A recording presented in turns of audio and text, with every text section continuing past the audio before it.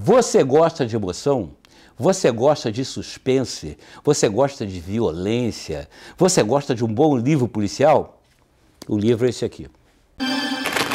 Pensata, com Marcelo Madureira. Bem-vindos a mais uma Pensata aqui com Marcelo Madureira, esse seu programa de todas as terças-feiras, que eu parto de um livro e vou fazendo aqui um desenvolvimento de um raciocínio de o que esse livro aqui me levou a pensar. O Alerta Vermelho, como me tornei inimigo número 1 de Putin, escrito por Bill Browder. Bill Browder, um americano, formado em Stanford, da área de finanças, que a história dele é muito curiosa porque o avô dele foi presidente do Partido Comunista dos Estados Unidos. Os três filhos do avô dele, o pai dele, que chamava-se Felix, foram matemáticos também renomadíssimos, e até esse menino aqui, o Will Browder, eles, por conta do avô deles ter sido comunista e presidente do Partido Comunista Americano, eles foram perseguidos a vida inteira pelo Estado americano. Tiveram muita dificuldade para fazer as suas carreiras, construir sua carreira, né, em função do passado comunista do avô. Quando a editora Intrínseca me mandou esse livro aqui, eu confesso a vocês que não fazia muita fé, não. Quase que comecei a ler por obrigação. Não é que eu não consegui largar mais, li até o final. Eu sempre falo, a melhor ficção não chega aos pés da pior história real. Essa aqui é uma história absolutamente real, desse Bill Browder, né, que foi, digamos assim, um dos maiores financistas, né, do mercado do leste europeu, e por conta disso bateu de frente com nada menos, nada mais que quem? Vladimir Putin. E isso aí é o relato dele aqui que está nesse livro. É interessante, né? Porque ele resolveu seguir a carreira no mundo financeiro quase como uma espécie de vingança do avô, né? Porque já que o avô era completamente contra o capitalismo, ele resolveu então se dedicar a trabalhar no cerne, no núcleo do capitalismo, que é o mercado financeiro. Ele foi para Stanford, estudou, começou a fazer carreira no mercado financeiro, muito bem sucedido, e ele teve uma sacação que, quando caiu o Muro de Berlim, que o leste europeu era um ótimo lugar para investimentos. E ele começou então, e aí começa a história do livro, a pesquisar, estudar, vai para a Polônia, acaba que ele vai para Moscou e funda um dos maiores fundos de investimento do mundo, que era o chamado Hermitage. E, óbvio, começou a ganhar rios e rios de dinheiro, né? Verdadeiros rios Amazonas de dinheiro, e ele conta isso aqui também no livro, até que um belo dia ele, por conta de ganhar tanto dinheiro, ele bateu de frente com os oligarcas da Rússia. E quem são os oligarcas da Rússia, né, se não são uma quadrilha mafiosa cujo capo é nada mais, nada menos, como já disse, do que Vladimir Putin. Aí começa realmente a história de gato e rato, de perseguição do Vladimir Putin. Eu não quero entrar em grandes detalhes do livro para dar spoiler, mas o fato é que começa uma guerra sem fronteiras entre o Will Browder e a oligarquia russa e o Vladimir Putin, que usa os instrumentos do Estado, a FSN, que é a atual KGB, né? E é uma coisa que tem mortes, assassinatos, inclusive o núcleo do livro é o assassinato de um dos advogados, ou do principal advogado, o russo Sergei, o nome dele eu não decorei, Magnitsky. O assassinato com detalhes de crueldade do Sergei Magnitsky, um homem digno, um homem corajoso, um homem, nem todo russo é um bandido, né? e que, por conta disso, esse advogado, né, do Bill Browder, foi cruelmente assassinado. E aí é a luta do Bill Browder para fazer justiça contra o assassinato do advogado dele, o Sergei Magnitsky. É um livro que você não consegue parar de ler.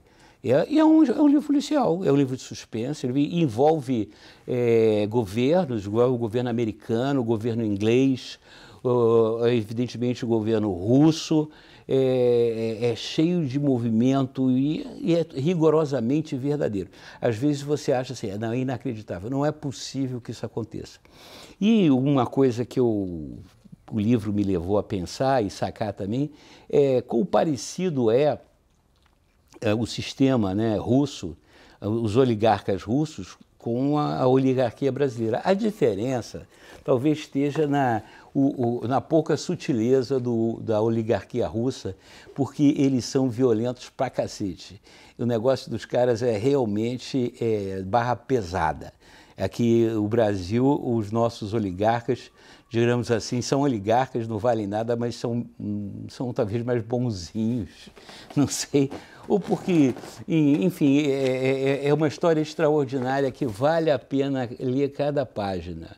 É um livro interessantíssimo, muito bem escrito, muito bem traduzido. Agora, eu estou sem óculos, não vou ver quem traduziu. Foi o Marcelo Levi. Marcelo Levi, meu xará. É da Intrínseca, é um livro excelente, vale a pena, todo mundo gosta, até minha mulher, que é muito chata para esse tipo de leitura, está lendo, está gostando. Então, é a minha recomendação. E a coisa que eu saquei desse livro, o que me levou a pensar, né, é que a Rússia sempre foi um país absolutista, assim como o Brasil, né? O absolutismo não acabou no Brasil, né? Essa coisa o rei sol, né? O poder pertence a pouquíssimos que exercem ele com todo o rigor, com todos os seus bônus, suas vantagens, né? E a sua cara de pau. Agora, o esquema de corrupção na Rússia é muito parecido com o Brasil, né? A ponto, por exemplo, de um simples auditor da Receita Federal lá da Rússia, um auditor médio, ter conta na Suíça, ter uma mansão de 250 milhões de dólares em Moscou e o salário dele é 10 mil dólares. Coisas assim, fica tudo por isso mesmo, é assim que funciona, é assim mesmo. Juiz do Poder Judiciário corrupto, ladrão, que faz o que o Putin manda e está acabado, é uma coisa assim inacreditável. Nada a ver com o Brasil, né? Não tem a menor semelhança com o Brasil, né? Aqui, infelizmente, é completamente diferente. Mas o fato é que eu fiquei pensando que a Rússia, desde sempre, foi uma oligarquia, né? A começar com os czares, né? Só para lembrar, Pedro Grande, Catarina Grande, os Nicolai, os Alexandres, até a Revolução Bolchevique, quando vieram outros autocratas, outros reis absolutistas, como o Lenin, o Stalin, né? o Brezhnev, antes do Brezhnev, o Khrushchev e todos os outros, com exceção, salvo-se a exceção do Gorbachev. Né? O Gorbachev foi o que era realmente extraordinário.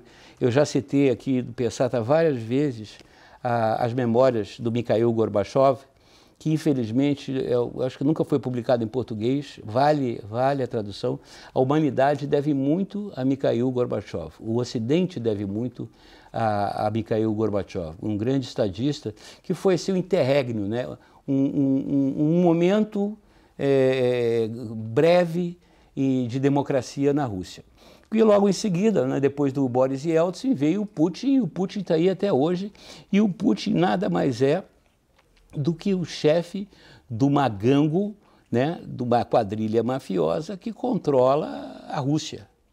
Então, hoje em dia, com a guerra, com a invasão, né, contra a Ucrânia e tal, é um livro também que te ajuda a entender um pouco como é que funcionam as coisas por lá.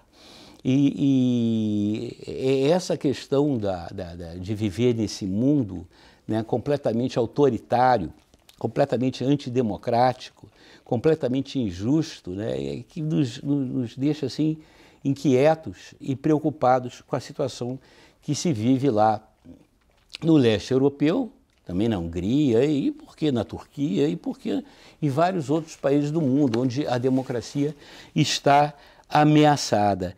Esse livro me leva qualquer um a fazer essa reflexão, a ter essa preocupação, como caras, né, com essa cabeça são assim, tem tanto poder, né, e em muitos lugares tem apoio de parcelas importantes da população.